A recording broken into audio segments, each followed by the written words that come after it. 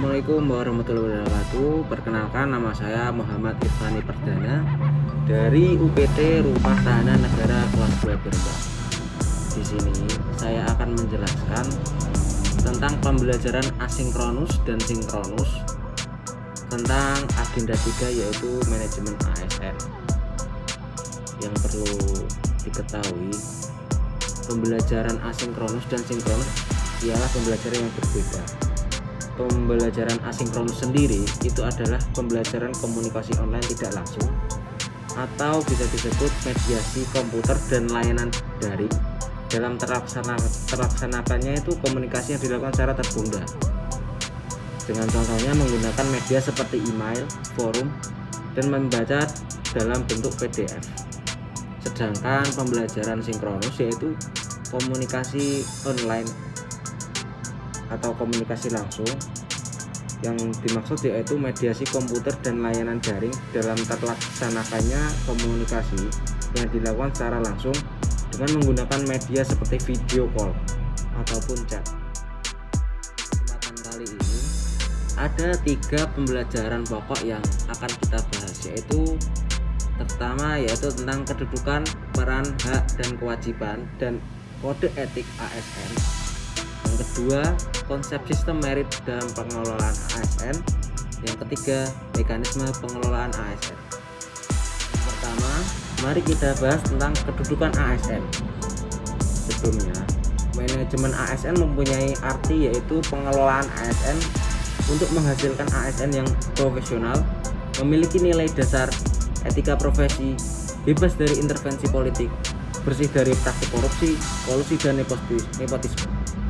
Manajemen ASN sendiri menekankan pada pengaturan profesi pegawai, sehingga tersedia sumber daya aparatur sipil negara yang selaras dengan perkembangan zaman. Selain itu, pegawai ASN ada 2. Yang pertama adalah pegawai negeri sipil atau PNS, yang kedua adalah P3K atau pegawai pemerintah dengan perjanjian kerja.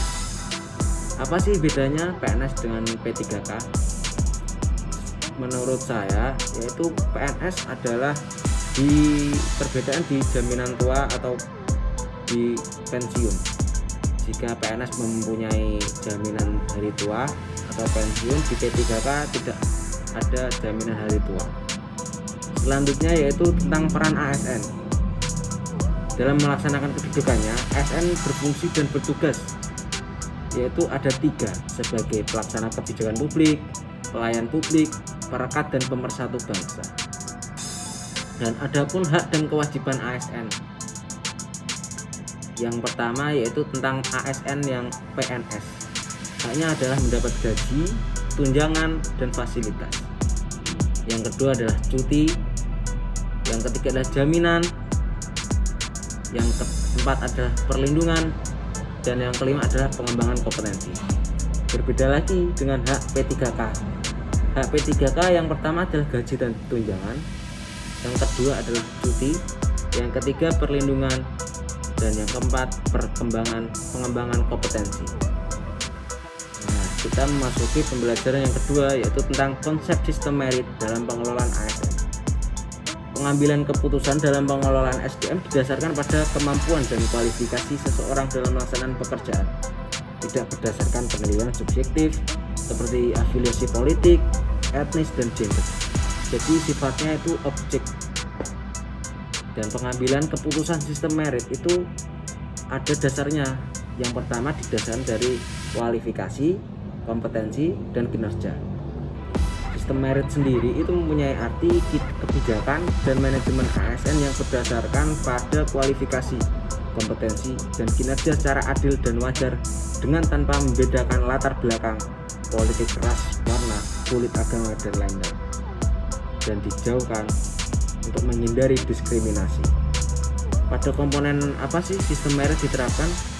Yaitu yang pertama pada pasal 5 yang meliputi penyusunan dan penetapan kebutuhan, pengadaan, pangkat, dan jabatan. Yang selanjutnya yaitu tentang pasal 93 manajemen P3K yang meliputi tentang penetapan kebutuhan, pengadaan, penilaian kinerja, penggajian, dan tunjangan pengembangan kompetensi. Nah, yang ketiga yaitu tentang mekanisme pengelolaan ASN. Manajemen ASN itu terdiri dari manajemen PNS dan manajemen P3K, pengelola jabatan pimpinan tinggi, organisasi dan sistem informasi. Yang pertama yaitu manajemen PNS dan P3K. Dalam manajemen PNS itu meliputi banyak sekali. Yang pertama yaitu penyusunan dan penetapan kebutuhan, pengadaan, pangkat dan jabatan, pengembangan karir, promosi, mutasi, penilaian kinerja, penggajian, dan tunjangan, penghargaan, disiplin, pemberhentian, dan jaminan pensiun dan jaminan hari tua. Berbeda dengan manajemen P3K, manajemen P3K meliputi penetapan kebutuhan, pengadaan, penilaian kinerja, penggajian, dan tunjangan, pengembangan kompetensi, pemberian penghargaan, disiplin, pemutusan hubungan perjanjian kerja, dan perlindungan.